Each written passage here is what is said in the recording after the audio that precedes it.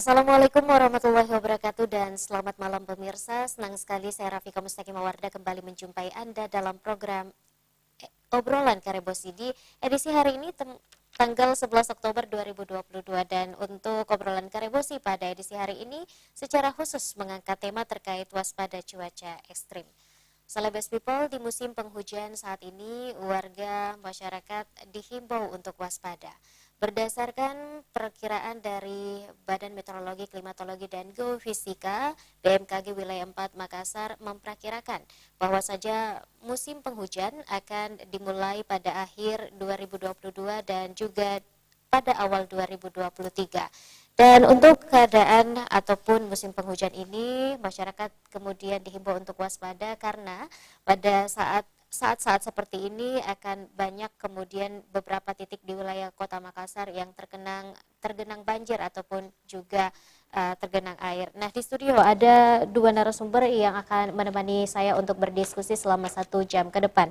Langsung saja saya ingin menyapa narasumber saya yang pertama, ada Bapak Hanafi Hamzah SP selaku Koordinator Bidang Data dan Informasi BMKG Wilayah 4 Makassar. Selamat malam Pak Hanafi. Selamat malam, Assalamualaikum warahmatullahi wabarakatuh. Waalaikumsalam, sehat Pak ya? Alhamdulillah. Meskipun di cuaca peralihan seperti sekarang. Ya, walaupun ada guntur. Baik, saya langsung menyapa narasumber saya yang kedua, ada Pak Ahmad Ismunandar STPMSI selaku Kepala Bidang Pencegahan dan Kesiapsiagaan BPBD Kota Makassar. Assalamualaikum Pak. Waalaikumsalam warahmatullahi wabarakatuh. Sehat Pak ya? Alhamdulillah. Alhamdulillah.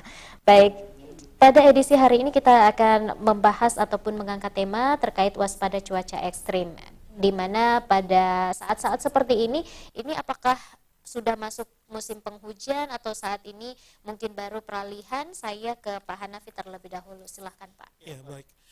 Jadi yang perlu kita ketahui bahwa wilayah kita ya, di Sulawesi Selatan itu bentang alamnya cukup luas, ada dataran, ada pegunungan, ada perbukitan, ada teluk dan sebagainya. Jadi yang kondisi seperti ini menyebabkan wilayah kita itu memiliki variasi cuaca yang berbeda-beda antara satu tempat dengan tempat yang lain.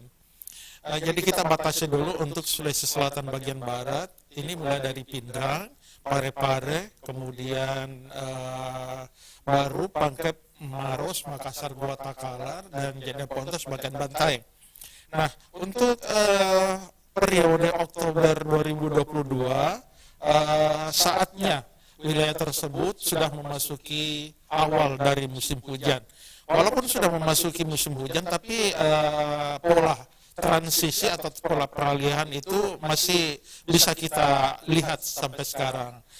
Contohnya apa? Pada waktu pagi hari masih sering terjadi hujan. Kemudian pagi hari itu masih terlihat kondisi udara yang cerah, masih terlihat matahari dan sebagainya. Nanti siang terbentuk awan dan sore biasanya terjadi hujan. Pola transisi seperti itu. Sedangkan kalaupun ditanya kapan puncak musim hujannya, untuk wilayah Makassar yang saya sebutkan tadi dengan sekitarnya, itu pada bulan Januari 2023, ini puncaknya. Dan puncaknya sudah tandai dengan jumlah curah hujan akumulasinya dari tanggal 1 hingga sampai tanggal 31 Januari 2023, itu jumlah curah hujannya lebih besar dibandingkan bulan-bulan yang lain. Jadi pada bulan Januari 2023 kita perkirakan inilah puncak daripada musim hujan untuk wilayah Makassar dan sekitarnya. Oke, jadi telah disampaikan tadi bahwa sebenarnya untuk bulan Oktober ini sudah masuk musim penghujan, namun pola-polanya masih masa-masa peralihan begitu Pak ya. Baik, saya ke Pak Ismunandar. Pak Ismunandar, terkait dengan yang disampaikan oleh Pak Hanafi tadi bahwa kita sudah memasuki awal musim penghujan, apa kira-kira persiapan yang telah dilakukan oleh BPBD Kota Makassar Pak? Baik, untuk mengantisipasi masuknya musim hujan, kami dari BPBD Makassar telah mensiagakan 3 karester, yaitu karester Ujung Tanah, karester Manggala, maupun karester Taman Andrea. Jadi personil kami 24 jam siaga dan laporan masuk kepada posko PB, nanti kami olah, dan sementara laporan yang masuk di Kecamatan Manggala yang sementara diwaspadai karena di blok 10 sekarang sudah mulai, tapi tidak perlu kita panik, di blok 10 sudah ada pengungsi, tapi mudah-mudahan bisa diatasi. Oke, dari 3 daerah itu, kenapa dipilih 3 daerah itu? Apakah memang daerah-daerah ini yang memang rawan terjadinya banjir atau seperti apa, Pak? Untuk di Kota Makassar ada 2 daerah yang kita memang langganan, yaitu Beringkanaya dan Manggala untuk Kota Makassar. Tapi ditambah lagi yang Panakukang dan Kecamatan Tamalan Rea itu dibandingkan dengan 2 kecamatan itu lebih besar Manggala dan Beringkanaya. Oke, kesiapan sarana dan prasarana sendiri seperti apa, Pak? Ya, untuk sarana dan prasarana selain personil tadi di Karester, kami siapkan perahu karet dan perahu karet kami ada 9 yang siap untuk mengantisipasi masuknya musim hujan, dan baik itu juga ada dapur umum dan juga kendaraan baik roda 4 maupun roda 2.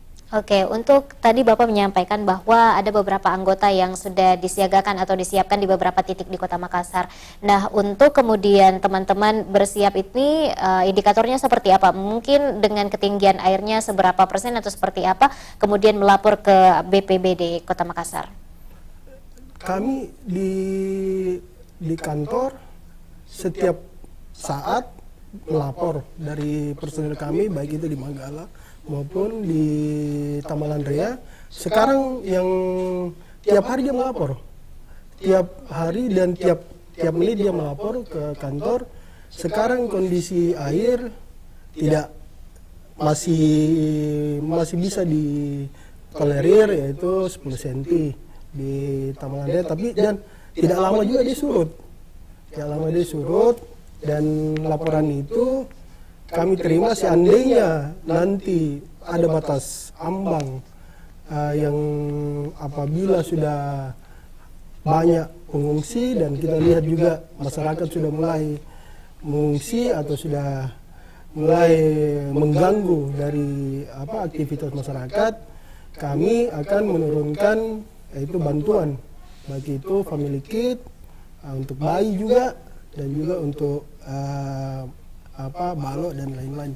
Oke, jadi sejauh ini teman-teman yang ditugaskan kemudian melapor setiap harinya, dan saat ini masih keadaannya masih normal, Pak, ya, begitu. Baik, saya ke Pak Hanafi.